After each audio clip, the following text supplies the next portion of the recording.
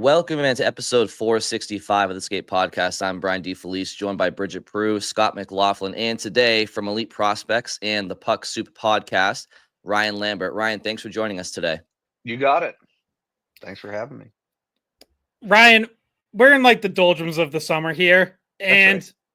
You know, we have been focused on the Bruins offseason, so it's sometimes good to get a little bit of outside perspective. Obviously, you are in the region, but covering the whole league and as well as college, which we will get into later. But what are your thoughts on the Bruins offseason and what they did, kind of just adding depth and not really doing anything too big? I feel like this is going to be an unpopular opinion, but I don't think the Bruins are as bad as they were last year. Just like on paper, taking it at like face value, how good the roster is 1 through 20. I don't think if you ran back that exact roster and maybe like the Jeremy Swayman performance wasn't as bad, I think everybody's like, are they great? No, but like, are they as bad as they were last year? Also, no. I think, maybe they were like a fringe playoff team because we didn't go into last year going, boy, these guys stink. They might have had problems, like everybody would have said, oh yeah, the center depth, blah, blah, blah. But they weren't like horrible. And so for them to like just tinker around the edges in a frankly very bad free agency class, and without them having like a ton of assets they could trade for better NHL help, I don't know what you wanted them to do. You know what I mean? Yeah, I think we had this conversation too, like in the immediate aftermath when we were recording right after day one of free agency. We were talking about like, okay, well, there wasn't a whole lot you could actually do because a lot of the big name guys just signed with their teams. They just signed back, like Besser signed back, Bennett signed back. Everybody that the Bruins may have had an eye on tended to just extend with their current team. And so we did have to spend some time kind of explaining like, well, there wasn't much else they could have really done. When you say you think they're better than this roster that they're putting together now is better than last year's, you mean post deadline, right? Well, yeah. I mean, sure. Pre-deadline, this team is a different team. Like it was. Well, but what I'm saying too is like going into last year, nobody said, "Oh, the Bruins. This is a team that's going to finish bottom 10 in the league." You might have thought they weren't like going to be top 10, and they certainly weren't. But like it was within their power to do that if Swayman had been better than he was. And so if he bounces back this coming season with the changes they made, like I don't know if I think they're going to be a playoff team necessarily, but I think they can be in that mix, So where does that get them though? Like, do you see this as a team that's going to be kind of just stuck in like that hockey purgatory in the middle, or drafting James Hagens and replenishing the pipeline a little bit? Like, does that give some hope that there's like a foundation here where they can get back there in the next few years? Or like, where do you kind of see the Bruins moving forward even beyond just this season?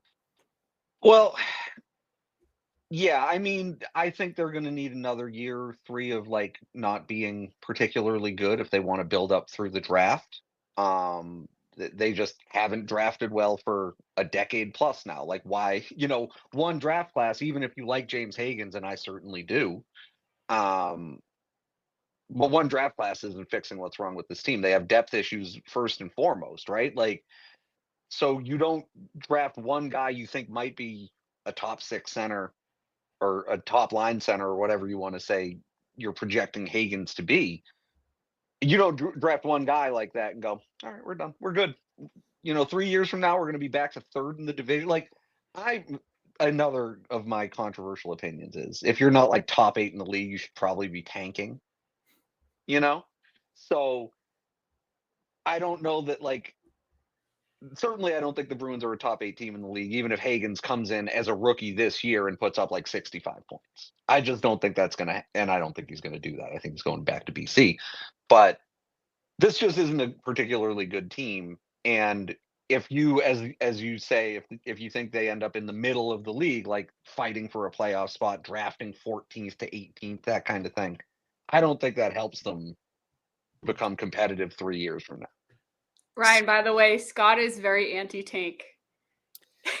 Well, it's I it's get why you complicated because like we've talked about it and we went through like there was a Daily Faceoff article that kind of broke everything down as far as like do tanks work, and it's like they do, but they just take so long, especially Sure. post 0405 lockout.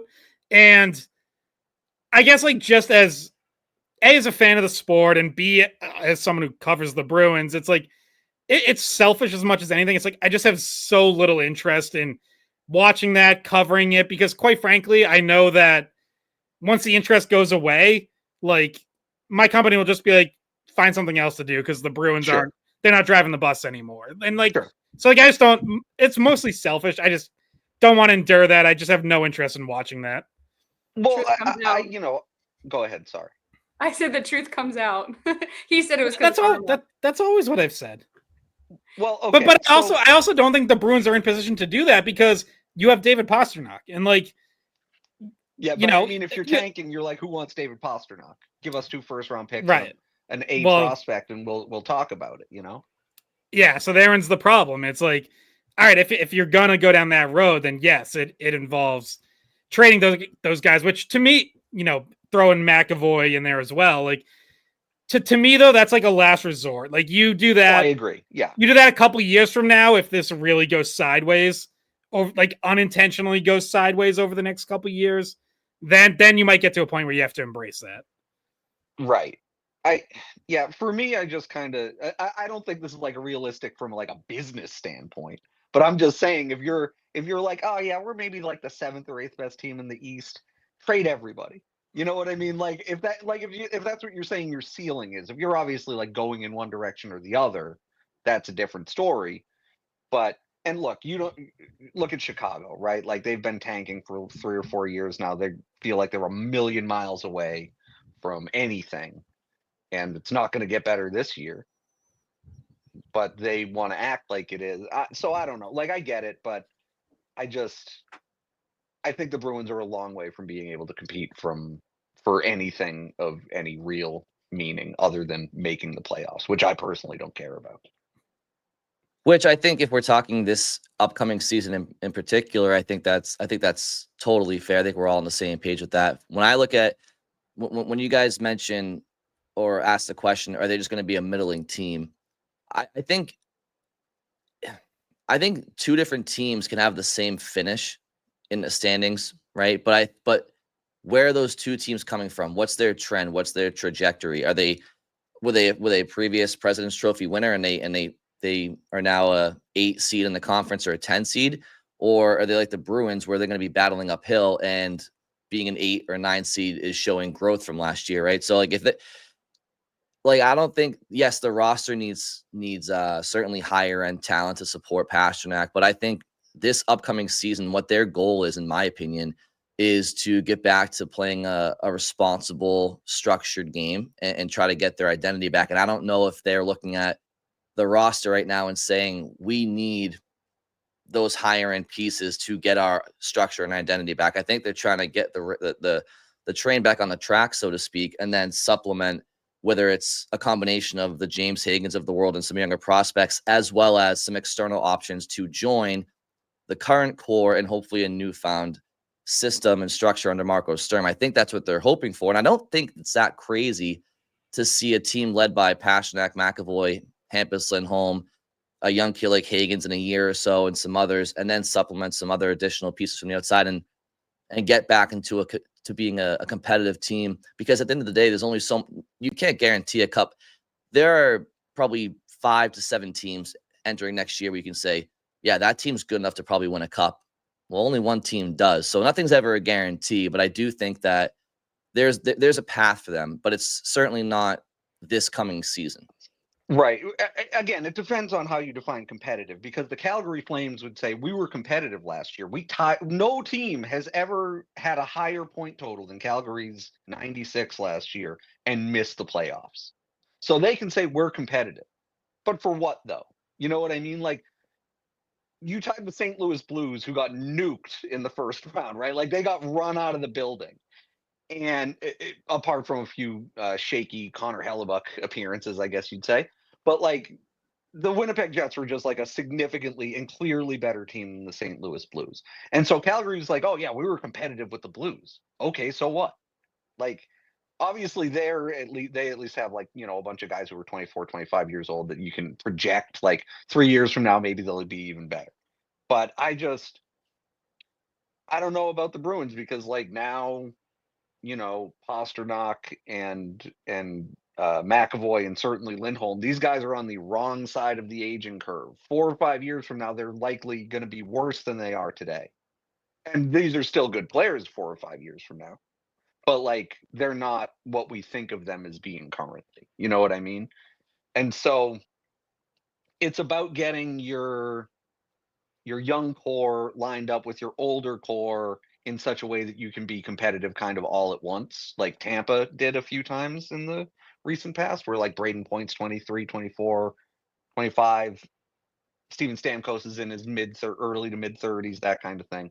You can get all that lined up, but I don't know if the Bruins are in a position to do that and become quote unquote cup competitive. Well, yeah, and Tampa really hit on some non-premium picks, like in Totally. Whether it's Kucherov or Point. Like we've talked about that before.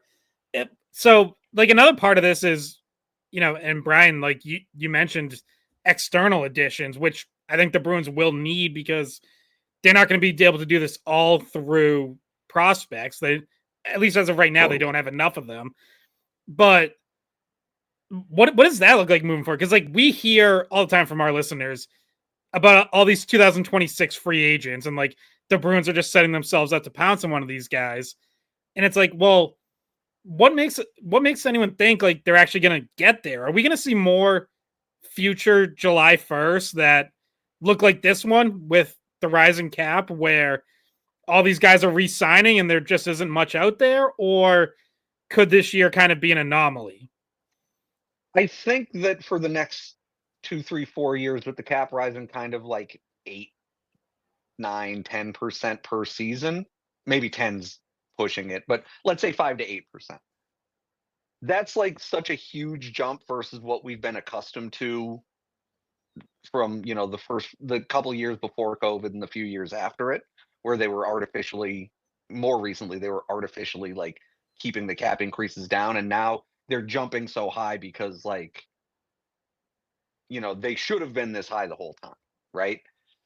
And you don't want to create a situation like the NBA where just to pick, a random middle of the lineup guy, and you go, okay, that guy got as much as like Jason Tatum made last year. Because that's kind of what happened 7 or 8 years ago in the NBA, and the NHL obviously didn't want to go down that road.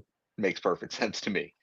So everybody has cap space going into the summer, and I think as of like mid-July, there were like 16 teams with at least $10 million in cap space still, and they had their own homework to do or whatever on like RFAs. But I don't know that it'll be as bad as it was this summer, but I think it will be a pretty consistent thing where every team can spend like $9 million on free agents every year for the next 2 or 3 at least.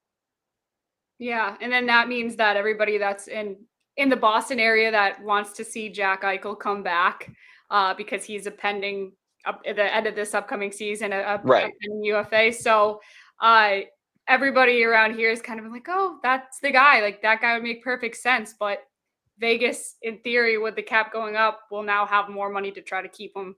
Yep. Bring him, so he doesn't even, once again, like we saw with Bennett and Marchand and Besser, and they just don't even hit free agency because there's this little extra.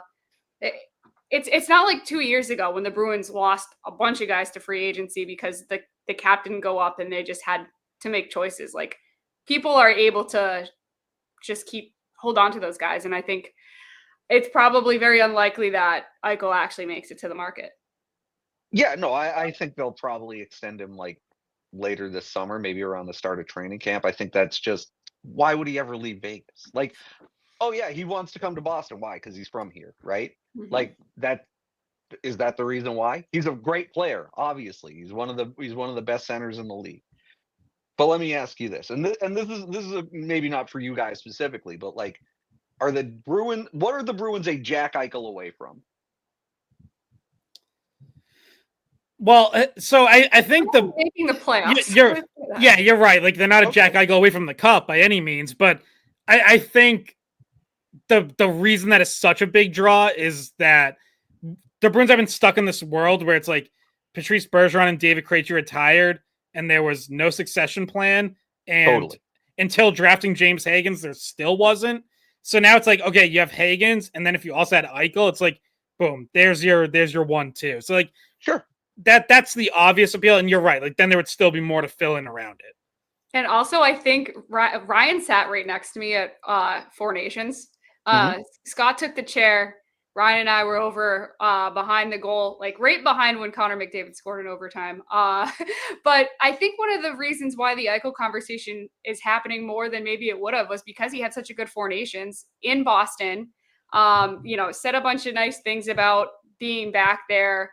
And fans kind of latched onto it, and they saw how good he was on the power play, and they're like, "Yeah, obviously he's playing with the best Americans in the, that are in the game." But people see it and they go, "I want the power play to look like that. I want this person facilitating the power." Yeah, play. So the Bruins should just get everybody else on the Four Nations team. That's smart. That would be really good business. Oh yeah, don't know. Yeah, believe us, people want Brady Tkachuk. There's people on a certain afternoon show who want to trade David Pastrnak for Brady Tkachuk. So okay, I wouldn't do that personally. Yeah, no, I like Brady Tkachuk, but like I wouldn't trade. Would I trade Pastrnak for Matthew Tkachuk? I don't know. I'd think about it. Well, so I mean, Jack Eichel is one specific example. I mean, to kind of throw a question your way, Ryan, as well. It's like, well, what's if Eichel's to sign a 7-8 year deal on an extension? It would be right? 7, yeah. So presumably.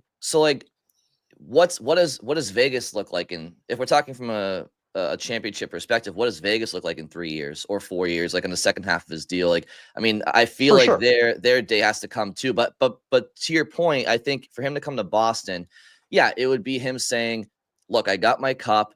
The Bruins do have some good pieces in their core right now. They have Hagens on the way. Can I play in front of family and friends for the next 7 years or 8 years, whatever?" I can see why it's enticing to play for the team. I don't see it happening. I think for the Bruins, I think they need to try to find their own Matthew Tkachuk. And when I say that, I don't mean stylistically, play-wise. I mean, who is somebody around the league that is unhappy, an impact player who's unhappy where they are, and you could try to trade for them. And then the name that comes to my mind is Martin Necas. I don't think that he may very well sign an extension in Colorado, but I could see him wanting to, as a Czech native, I can see him wanting to play on an East Coast team where he's 6-7 hours.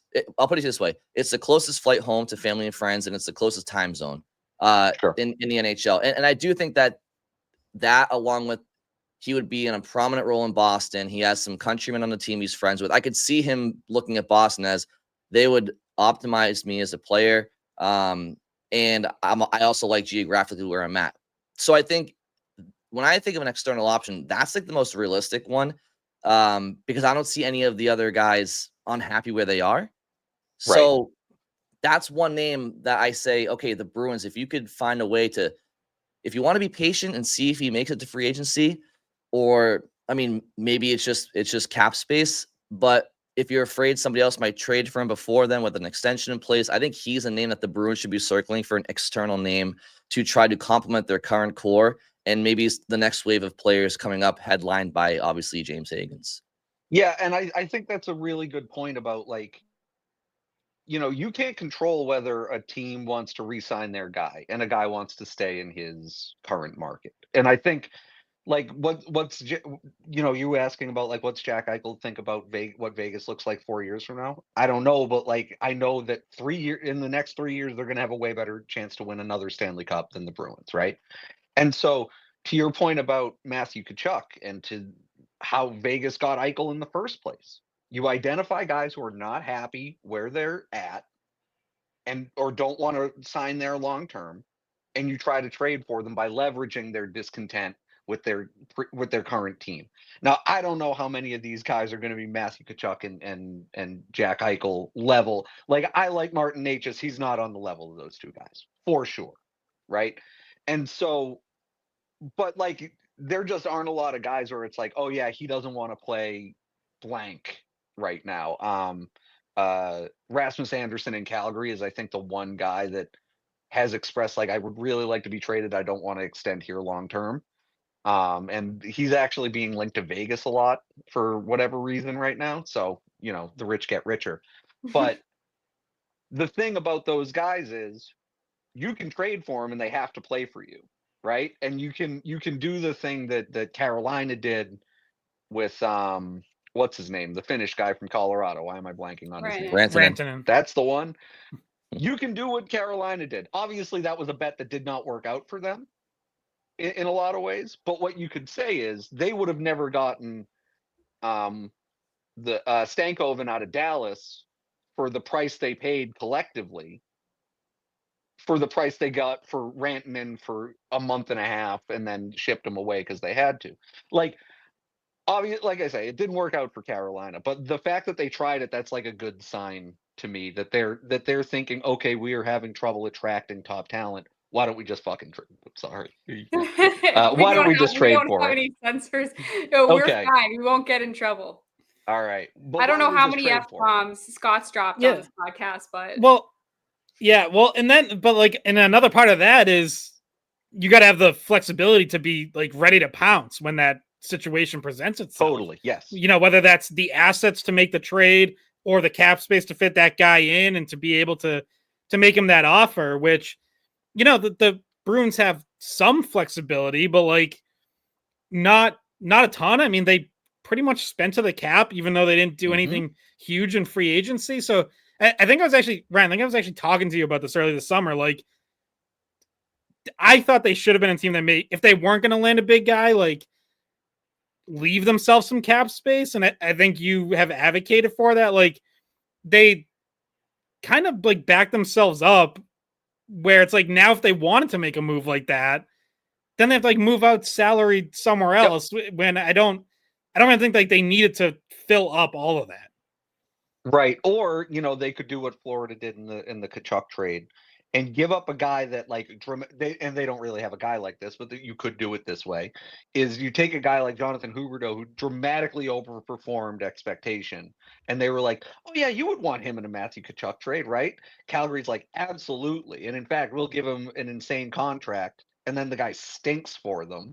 And they were like, uh-oh, this worked out pretty badly for us. Whereas, Tkachuk, I would say maybe took a few months, but really by the end of year one, he had like really hit the ground running in Florida, or he was running in Florida in a way that Huberdeau never did. maybe Geeky, maybe Morgan Geeky would be a guy on the Bruins that would fall not to that extent, but just he's somebody that they just signed long term, and they're maybe he's attracted to a team that's but because he's playing with Pastrnak, his stats are probably better than he's what a good they player would be. for sure. Yeah, but like I want to say Huberdeau got like serious MVP consideration, had like 110 points that year. Yeah. And Geeky is like, oh yeah, he had 30 goals and 65 points or whatever. Yeah. But like, again, you just got to be thinking of like, how do we prop guys up so that you can do a Morgan Geeky to them, right? You can be like, yeah, just put him next to Pastrnak. He'll put up 30, 35 extra points more than it, and then you trade him. But they were like, we actually would love to keep Morgan Geeky for the next 5 years. And it's like, oh, you got tricked by your own trick. You know what I mean? Like, you can trick teams into taking guys that you have created excess value for. But then if you sign them, that's undermining the point anyway. Again, I like Morgan Geeky as a player, but you want a fun trivia question here, mid podcast? So absolutely, that year that Huberdeau had that big season and then got traded, he had 85 assists, which was, I'm sure it's still the record. Great. NHL record for most assists by a full-time left wing. Any guesses as to who held that record before him? I'll be amazed if any of you get it. Sergei Samsonov? Or was he a right No. wing? I don't remember now. No, he did play most on the left. That's what I thought. By a winger? By a left wing specifically. If you think we're not going to get it, then there's I'm not going to. It was a Bruin. I figured that was why you were asking. I was just trying to think of productive Bruins left wingers, but it was Joe Jeannot in 1992-93. Sure. Yep. Totally checks out. 70 assists. It's a good number. Yeah. So I mean, I think we can probably at this point move along, but unless you guys had any final questions on the Bruins over the next year or so. No, I think a natural transition is to James Hagens because we've already referenced him a few times. Ryan, obviously you saw a lot of Hagens last year at BC. What were your thoughts coming off that freshman season? Because obviously he, looked really good at times, but slipped in the draft because he was quote unquote only a point per game. So where were you on him going into the draft coming off that freshman year? So I think a lot of the reason he slipped was that he had a pretty extensive goal scoring drought, like November, December-ish, or maybe even just like from the beginning of the season, but he was shooting like 4% for a good chunk of the year. And then he had a stretch where he scored a ton of goals, and then he had a stretch where he kind of settled into more of like what you maybe would expect. And so I think ultimately he was a guy who had the puck a lot, a guy who shot the puck a lot. And those are two things that are projectable to the next level, right? Those are things you want to see a guy doing but he also played a lot of time with Ryan Leonard and Gabe Perreault. And so those guys you could maybe say those were the engines for that line in a way that maybe Hagens, even though he was the center, wasn't. And I think the tricky part that makes evaluating that, or that comes out of trying to evaluate where he fits in with all that, is how much he naturally, and I would say rightly, was deferring to Ryan Leonard. Let Ryan Leonard shoot the puck is a pretty good strategy in your life. And so that was just kind of my take, was that like he was maybe passing a little too much and just trying to get like force the puck sometimes. He's a really smart player, but like again, if your instinct is I should get the puck to that guy because he shoots it really well, I do that for sure. So I'm curious to see what he does, like what his line mates are this coming season for that reason. Yeah, I think Bruins fans can probably thank Perreault and Leonard a little bit for the fact that Hagens fell to them there. If you know, they took away just enough spotlight for him to have a question mark for some teams that he, maybe there's a better guy available there. And I think that, it sounds like you're still high on the player despite having maybe not quite as productive a season as people thought he was going to have. Do you if you were the one going through this draft, like, are you surprised he fell to 7? Would you think he has the talent to have gone earlier in the draft? Is this going to be a pick people look back on and go, I can't believe that, these 6 teams ahead of the Bruins didn't take a shot on him? Yeah, I think it's easy to see why the 6 teams in front of them talk themselves out of Hagens a little bit. For me, like, I don't watch the OHL. I don't know what like Porter Martone.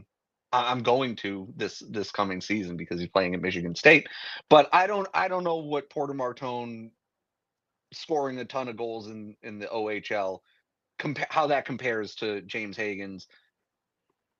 Underwhelming. I also think James Hagens was kind of a victim of like the previous guys who were considered top pick.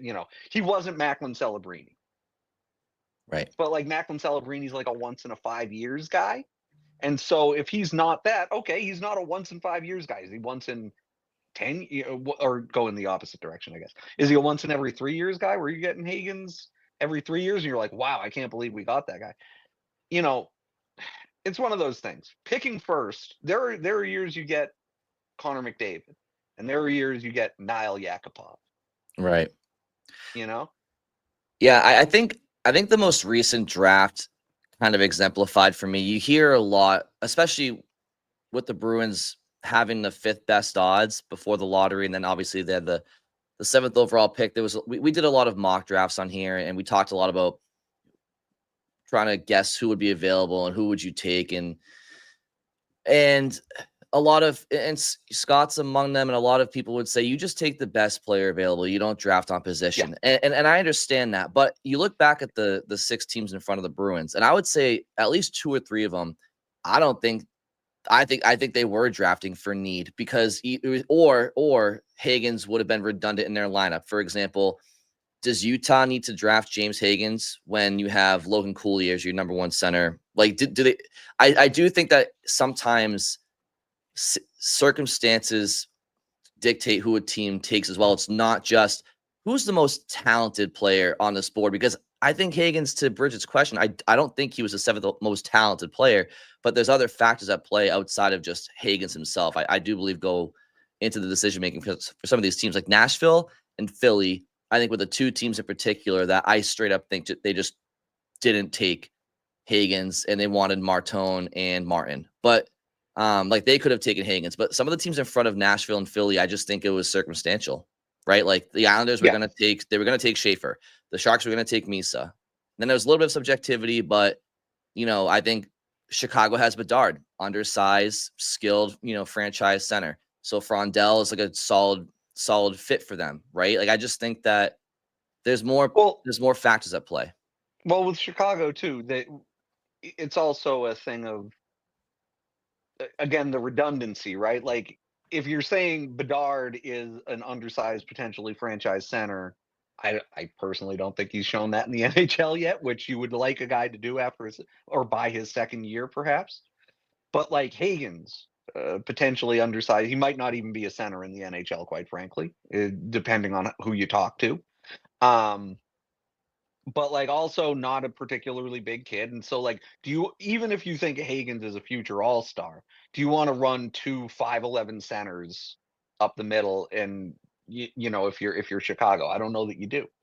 But to the point about BPA, like if it's Schaefer 1, Misa 2, and then take your pick from 3 to 7, that's when you can pick for need, because you're like, okay, maybe I think Hagens is 3% better than this player, but he's at a redundant position, or we think that his ceiling's 3% better, but his floor, or where he might settle between them, is comparable to maybe even worse, So like there's a million different factors. There could also be, we saw Hagens 15 times and he had 8 points because we saw him at the wrong games, and then we saw, again, just to pick the guy who went right before him, Porter Martone, we saw him 15 times and he had 26 points because the OHL is easier to score in. And it's like, okay, well, I saw him play way better than I saw this other guy. Mm-hmm. So there's just so many factors that go into it. And like, we're not going to know whether any player drafted in the top, apart from maybe Schaefer and Misa, whether those guys were like actual NHL players for 3 years. 2 maybe, so it's tough to say, but like I think he's a great value for the Bruins at 7 for sure. I get a 2-parter because they go together. Do you think Hagens is ready for the NHL? No. No. And you just want to elaborate a little bit. What do you think he needs? Okay. I will take back the no and say probably not. Okay. I think that like, okay. I think back to when Joe Thornton was a rookie, and what did he play? Like 18 games or something like that as a rookie? Like he barely got into the lineup because they were like, he's too good to go back to the OHL, but he's not good enough to be in the every night lineup for us. Now I think Hagens is probably he's a little older than Thornton was, I'm pretty sure. So, you can say that there are, again, mitigating factors or whatever, but like, would I rather have James Hagens in the NHL playing 14 minutes a night or 24 at BC, especially with the rising quality of college hockey because of all these major junior players. Now, it's not even a question for me that I think he's better served going back to college. And then the second part is, him say he does go back for a sophomore year, which I think is pretty likely. I think it's more likely than him starting in the Bruins organization come the fall. But what is it that you think we can expect for him to work on, get better this upcoming season? Do you think that he can basically put that criticism to bed of the people saying, oh, he's not a line driver. Oh, this is why he fell, because he didn't produce at a high enough rate for people. Do you think this could be his year to prove everyone wrong? Have you seen flashes of things in the past? You're like, okay, now this guy, he's going to take over as BC's number one guy now. Yeah, I think I'd just like to see him be more assertive and be like the guy with the puck who shoots the puck. He shot the puck a lot last year, but he was not the guy that everybody focused on that line. Obviously, they weren't trying to take the James Hagens shot away. And again, like to the extent that, it's bad to shoot 4% for a month and a half. And there's certainly a way that, like, you can argue guys don't have any real control over that. Sometimes you just play 6 really good defensive teams in a row in college, and that's the end of it, right? But elite players make their own luck to a certain extent, especially at the lower levels of the sport. And you'd just like to see Hagens, again, be assertive and drive the play himself, be the guy who's like, I'm taking the puck. Again, I don't know who they're going to have him playing with at BC, how the lines are going to shake out. But the odds are good that he will be the best player on his line in a way. He was 3rd of 3 last year. So I have to imagine maybe Stiga will play alongside him. Maybe they played together a decent amount last year for sure. There were times where he moved off the top line, and Stiga was the guy that he played with a lot. And I thought they actually looked really good in the kind of I could pull it up, but I don't have it in front of me. Like limited minutes. I think they played together in the development program too. So that sounds right. Yeah. But they had, they looked like they played together in the development program, I guess you would say. They had more of a rapport, and again, he wasn't.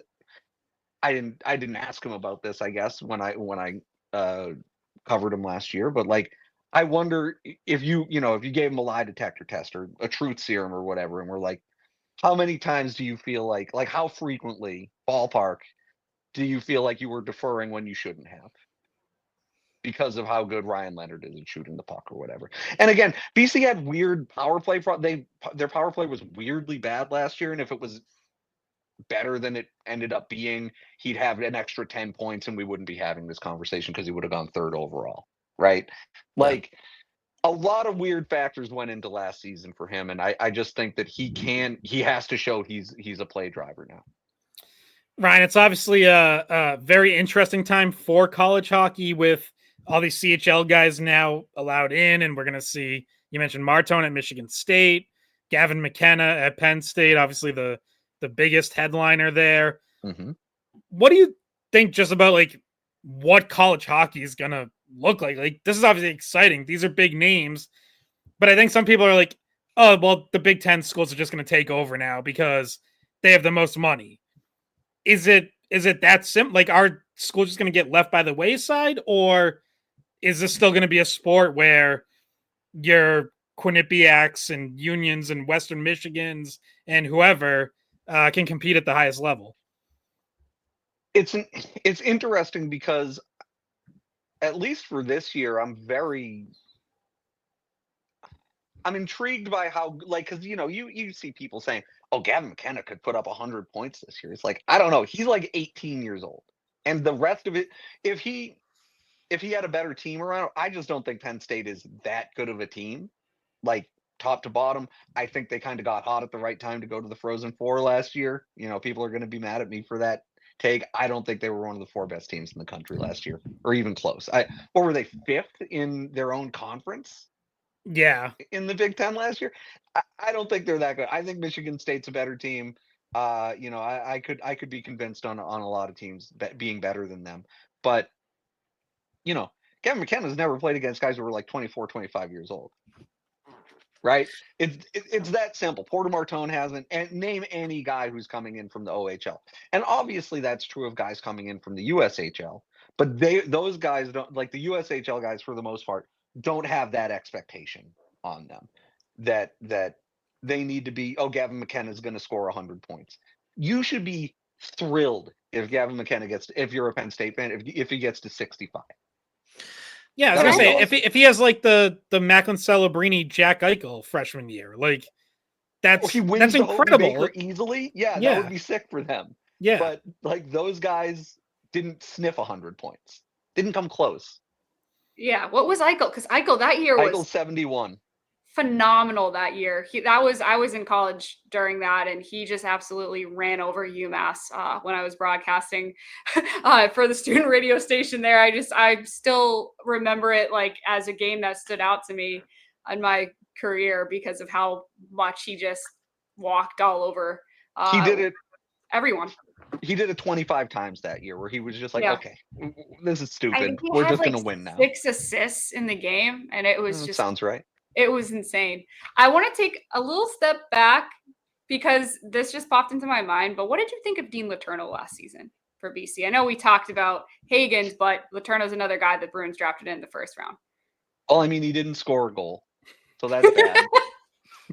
Right? Like, now, to be fair to him, you go to a BC game, anytime he touched the puck, everybody was like, we love Dean, and it felt like a little ironic and kind of mean, quite frankly. But like, you don't want to go through a whole season where you don't score a goal. And I understand, I think he played with like a wrist injury for the entire second half of the year, which is not ideal. But crucially, they brought him in a year early because they didn't think Will Smith was going to go to San Jose, and then he did. And so he was supposed to have been in the USHL last year, where he probably would have scored a lot more than 0 goals. But because of that, I don't know how to project what he does this year.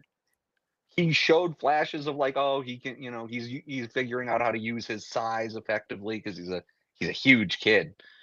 But I just have no idea. Like, obviously he'll be better. He kind of can't be less productive, right?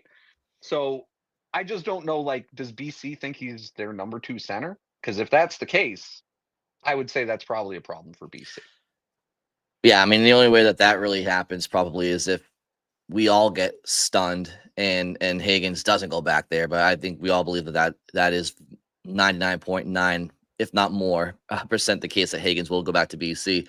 I have 2 questions for me, Ryan, and then I'll let the other 2 finish up as well. But just jumping back to Hagens quickly is one thing that you do here is, and you kind of touched on it too, and I alluded to, is that he's a little bit more undersized and he gets compared to Jack Hughes a lot. Now, personally, and I've told Bridget and Scott this, I see the offensive skill set and the finesse and the vision and all that. I see that parallel to Jack Hughes.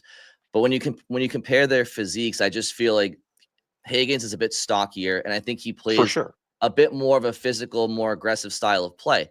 Yes. So I don't think it's a totally fair comparison. But to that point, and you talked about it with Gavin McKenna, when you watched Hagens last year, and I think this is forgotten by many people, and it's why I'm just dumbfounded when people cite the points per game. He started the year as a 17-year-old kid. Mm-hmm. Most 17-year-olds are in high school. And he's playing against kids that are 23, 24, in some cases 25, 7 years older than him. 17 to 25 or even 22, 23 physically is night and day. It's ridiculous. Yeah, it's such an enormous gap for sure.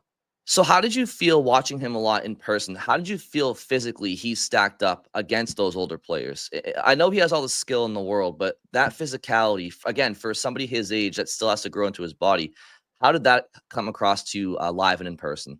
Yeah, it never stood out to me that he was like shying away from contact or anything like that. Like, obviously he's gonna lose puck battles just because he's not as big as the guys he's going into the corners with. That's how it's gonna work physically. And, one of the things I always think about is Eichel's obviously a taller kid, or was a taller kid than Hagens this past season. Eichel's whatever 6'1", 6'2", Hagens 5'10", 5'11", probably you would say. And but I remember how much when he was a freshman at BU, Eichel was like going around guys. Like, okay, I'm not going to beat this guy physically. I'll just go right. I'll just use my hockey IQ and my agility and my speed to just step around this guy who's between me and the puck. And Hagens didn't do that. And maybe if you want to say that's the differentiating factor between a Jack Eichel and a James Hagens, I can buy that. But I don't think he as a 17-year-old, I don't think he looked out of place playing against guys 6, 7, 8 years older than him. Which is in and of itself, like, that's very impressive. I mean, Sure. I don't know if people realize just how tall of a task that is for somebody that young. And then my final question for you is, there are some other Bruins prospects that I'm very much looking forward to. We all are in the NCAA this year. A couple of Wills, Will Zellers and Will Moore's going to BC. Will Zellers, North Dakota. What are you looking for? What are you projecting for them on their respective teams, and your thoughts on those two prospects in particular? Yeah, I mean, these are just guys I don't see, right? Like I can read scouting reports, I can watch highlight reels, but I don't break down USHL tape. Is basically. So like I know them by reputation and I know what the teams they're stepping into look like, but like for both of those guys, you would hope that they're in a position where they're kind of demanding power play. Like their coaches can't not have them on the power play and can't not put them in a position where they're being counted on to play against quality competition, and not just like, oh, we got to kind of hide this guy on the third and fourth line a little bit. The more you basically, I say this for anybody, Bruins prospect, whatever, the more they're on the ice, that tells you the more their coaches feel like they can trust them, right? The quality of players they're playing with and against tells you how their coaches view them. And obviously there are going to be situations where like a coach is like, oh, I don't know, because X, Y, and Z, or they're deferring to a guy who's like their captain or whatever and has been there for 4 years. But if these are guys who are stepping into good team, both North Dakota and especially BC are I think we are all agreeing going to be really effective national tournament caliber teams at a bare minimum. If they're able to say, or to demonstrate to their coach, I need 19 plus minutes a night, I need to be up around 22. That's all you're really looking for at the end of the day. Production is, I think, less, because again, it can be so fickle, especially for a teenager, even in college. Production is less of a thing. Obviously, it's a great indicator, but if the production isn't there, you can look at how they're being used. You can look at where they're scoring their points, and feel good about that aspect of it. Even again, the example I use all the time is Tage Thompson. I believe his freshman year at UConn scored 1 goal at 5-on-5. And he shot the puck a lot, but he scored 1 goal at 5-on-5. And obviously you'd like to see that number be higher. But it didn't stop Tage Thompson from becoming a great player, because they were using him all the time. They were putting him in a position to score a ton of goals. For whatever reason, it didn't happen. So what you're saying is Dean Letourneau is the next Tage Thompson, is what you're saying? I mean, I'm joking for those who can't see us on YouTube. We're all laughing about that one. He had, I would note, he had significantly more goals than 0, which is to say and more ice time. Right. Much and more ice time for sure. Yeah. Yeah, Didn't even in the first half of the year. I feel like I barely saw Dean get shifts. Like there were probably, if you could go game by game, and you could probably identify games where he only played like single-digit minutes for sure. Yeah, I think on the season as a whole, he ended up averaging like 8, and that was with an uptick in the second half. And that's tough. I'm pulling it up now, or trying to anyway. Yeah, and like the point about like carving out a role and like forcing the coach to play. You're right. Like BC and North Dakota should be really good. And if we're talking specifically about Will Moore and Will Zellers, like if they as freshmen can carve out a role and help those teams win, like that's so encouraging. And that was something I wanted to see so much from Letourneau last year was like, okay, even if he's going to be in the bottom six, if he can be a good third line center who's chipping in, secondary scoring, and maybe he's doing some penalty killing, but he got a little bit of penalty killing time like later in the year, but like it was discouraging to me that BC team needed secondary scoring. Like depth turned out to be an issue for them. Mm-hmm. And like he wasn't ready to be able to help provide some of that. So yeah, I just looked it up. He averaged 10-17 a night. Okay, yeah. And again, that's just it's demonstrating. He didn't play in a way that his coaches felt like he needed to get more ice time than that. Yeah, I think this year put him on PP1 and run the Dean screen. just stand him out in front of the net. Might go off him and then get his first college goal. I want to see the Dean screen. But man, Conti is going to go ballistic when that goal goes in. Yeah. They're going to be tearing seats out of the stands. I know. It's gonna be a good moment for him, and hopefully it happens early for him. I have one more question. I don't know about you guys. Go for it. All right. So this is a person that I've brought up multiple times on this podcast, who is a prospect I would like to see the Bruins eventually sign. He is not a drafted player. He plays in college hockey. Albin Boija, who was a goalie at Maine this past season, had a really good year, went to Bruins development camp, and really, by all accounts, what the Bruins have after their system in Providence is that they've drafted is just Philip Svedback. Am I right? So the pipeline for goalies for them is, needing maybe a little bit more depth. What are the odds, do you think, if Albin Boija has another good season, say similar or maybe a little bit better than he did last year? How hard is it going to be for them to add him? Do you think a lot of teams will be interested in him if he duplicates last year's stats? A lot of teams were interested in him this summer, and he said he was going back to Maine. And I think, I saw him a lot last year. I made a point to see a lot of Maine because I thought Maine was quite a good team last year, obviously. And I think he was one of the two best goalies in the country, flat out. Like he's that good, and in theory he could do it again. I remember talking to Maine's coach Ben Barr, and he was like, "This kid does not have bad games. He's got games where he's great, and he's got games where he's good, and he's got games where he's, maybe not as good as you'd like him to be, but he's never bad. Even when he had a stinker early in the year against Quinnipiac. He gave up like 5 goals on 17 shots. And he was like, so I asked Ben about that, and he was like, yeah, go watch those goals though. Deflection, like a lot of goofy stuff happened in that one game. And that's hockey sometimes, was kind of what he said. But I saw him, I don't know, 8-10 times, and every single time I was like, that kid's really good.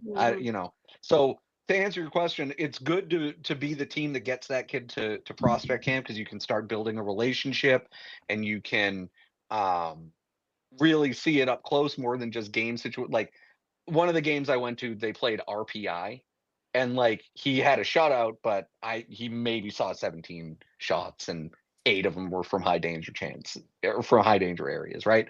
So you can go see him and you go, whoa, I mean, this kid had a shutout, but the quality of competition just wasn't there. But then I saw him get kind of have not a great game against like BC or BU or whoever, and that's going to happen too. But when you can look at this kid up close and personal in a development camp situation, it just allows you to get that extra bit of information, and again, build that relationship that I think can be, really, really beneficial to you, and in like being able to sign it. That doesn't guarantee you anything, but the fact that there's like rookie contract maximums, there's at a certain point you're to your point earlier, you're just kind of saying, you would be our number one guy in Providence tomorrow. right? And that would probably be more enticing than, oh yeah, if you go to like Bakersfield and you back up the backup, that kind of stuff. Being able to tell a guy, we're going to give you reps in the AHL right away is like so valuable, especially with goalies. Like it's such a good like negotiating chip, I guess. Yeah, and he knows that the Bruins are thin there, so that he has better opportunity. And like Svedback and him both play in Hockey East, and I think Boija is a better goalie than Svedback, so he would jump that level of the depth chart immediately, I think. And then you're talking about him getting real reps in Providence or eventually maybe with Boston. So I just think he's a good name. I think I was really impressed with his play this year. And he's somebody I've brought up a few times. People who listen to us every episode will know, like, I've started to bring his name up more because I think I'd like to see,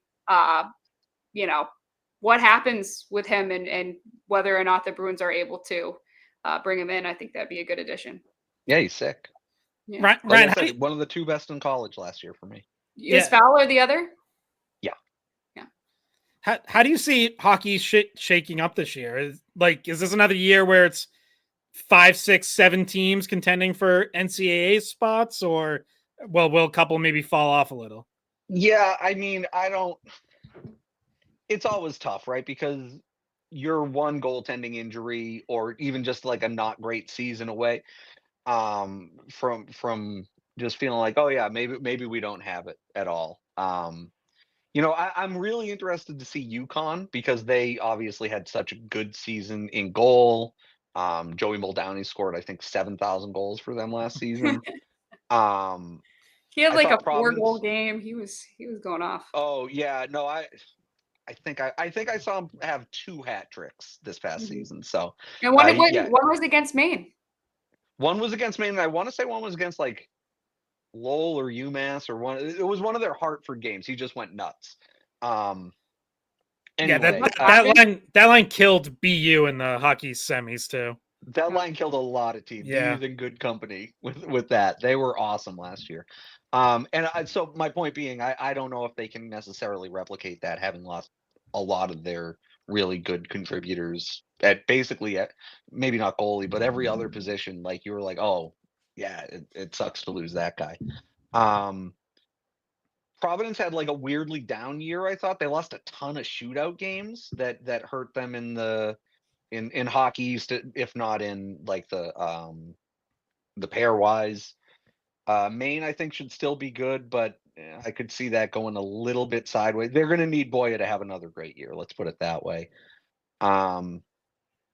BCBU should be fine. UMass,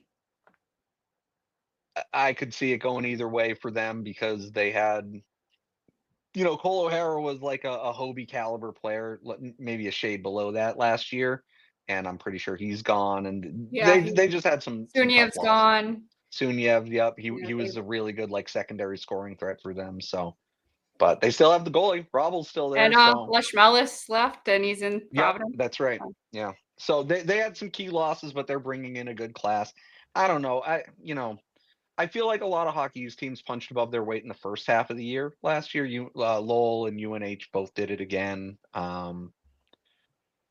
Well, I guess it was the first time for Lowell, but UNH has punched above its weight in the first half a few times in recent years and then back down to earth. Well, I think 4 or 5. Scott's waiting to hear what you got to say about BCBU. That's what Scott's going to be. I mean, they're going to be really good. There's nothing to really say. A full year of Yegorov is probably going to work out pretty well for the Terriers. Yeah.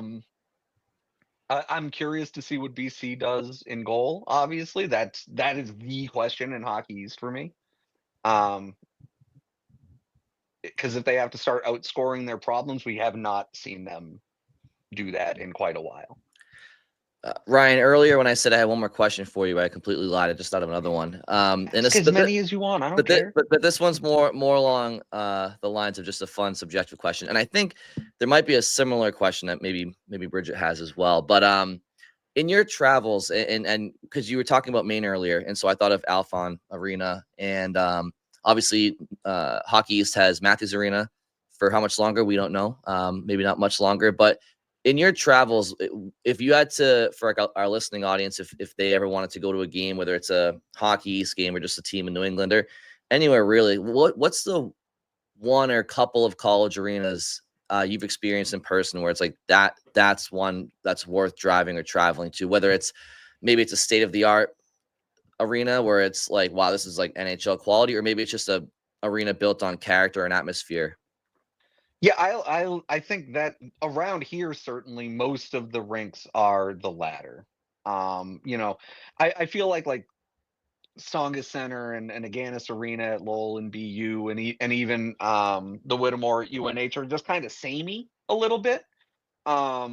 Conti and Mullins at BC and UMass respectively, those are just basketball arenas they dropped a rink in, and you can kind of feel that a little bit.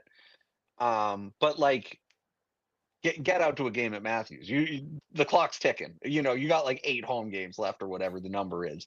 You gotta get to a game there.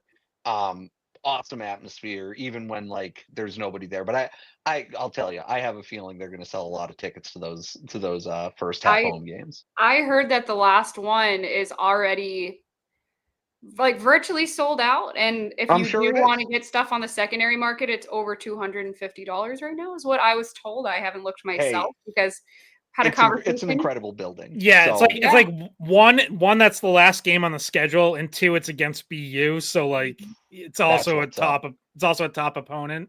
So yeah. Scott and I will be pulling credentials for that one. Oh yeah, I have the email drafted. I'm getting ready to send it.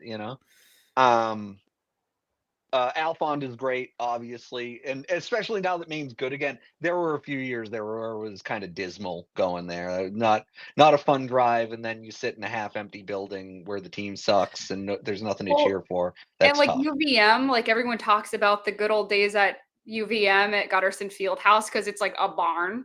Yeah, but that one's cool. Yeah, that one's cool. When the team's good, that one, I mean, it's literally wooden seats, and I have to climb a ladder to get to the broadcast booth area. It's very old, and but it's like the broadcast area is out over the ice a little bit. It's awesome. It shakes a little bit, so that's cool. The best. The feeling of danger that you get at like Matthews and the Gut, you just don't get them anywhere else. Yeah, I'll be like standing up at Matthews, and I'll like the sections like right above us are like blocked off. Like I'm like, they're like not usable. And I'm like, I hope that doesn't fall on me today, but we'll probably be fine. But the scariest place I ever broadcast was Hartford on the catwalk at the Excel Center. I have never been more scared during a broadcast because when the horn goes off, the platform shakes because it's just suspended by wires. And then I fell through the floor in the concourse level. And my foot went like in, and I pulled it back out, and I don't even know where the bottom was. They put a carpet over a hole. So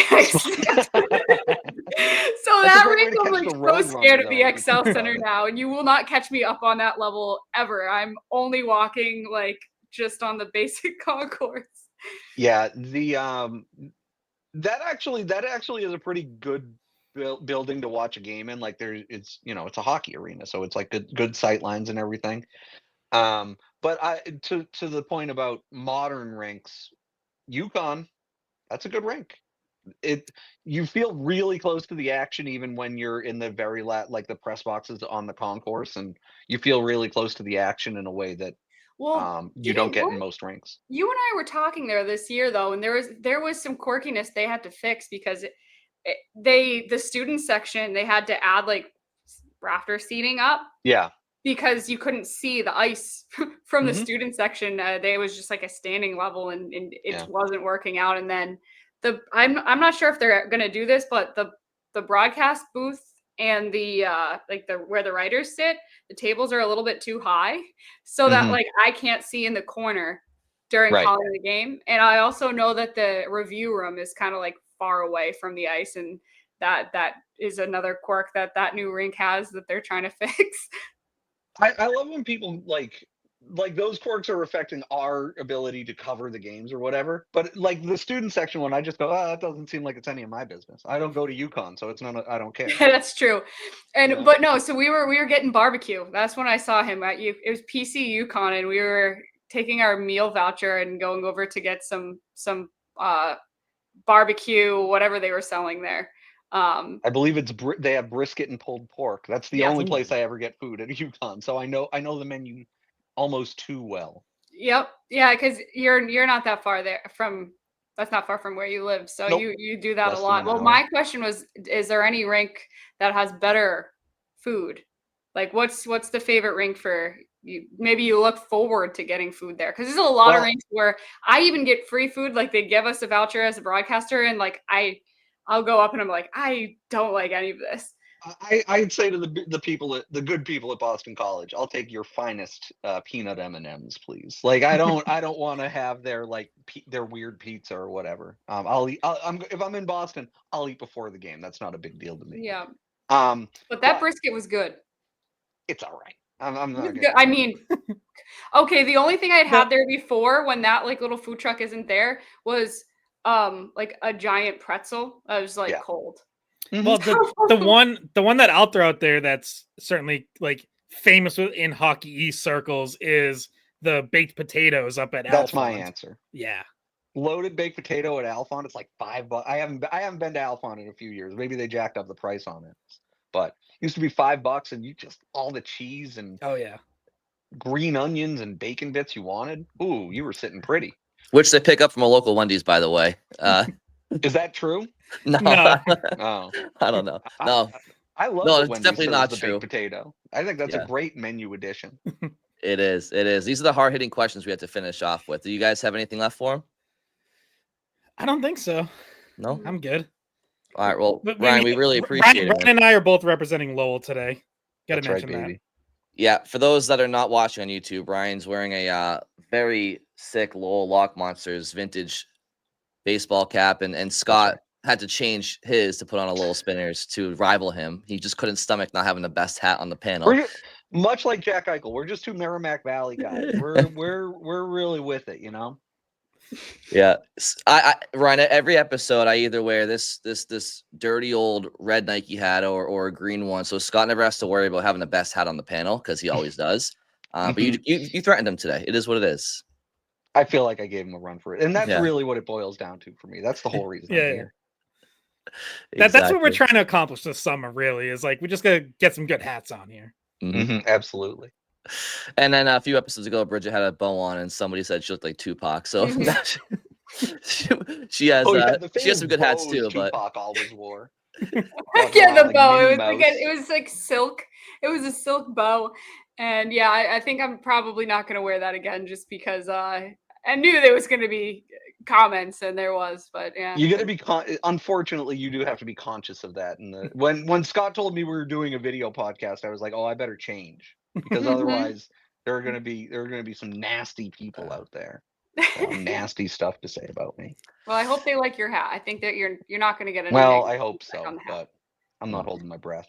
There's Hartford Wolfpack fans out there. They're like, oh, I hated those damn Lock Monsters. So. Oh man. Well, Ryan, we appreciate you taking the time, very much so. And Bridget, Scott, thank you guys always, and thank you very much for listening, everybody. And we'll talk to you on Thursday. Hey guys, thanks for watching the Skate Podcast. If you want to see more of our videos, visit our playlist. Not in front of a screen? You can listen to us on Spotify, Apple Podcasts, or wherever you get your podcasts. Don't forget to follow us on social media. And if you enjoyed this video, please don't forget to give us a thumbs up, subscribe to our channel, and leave a comment.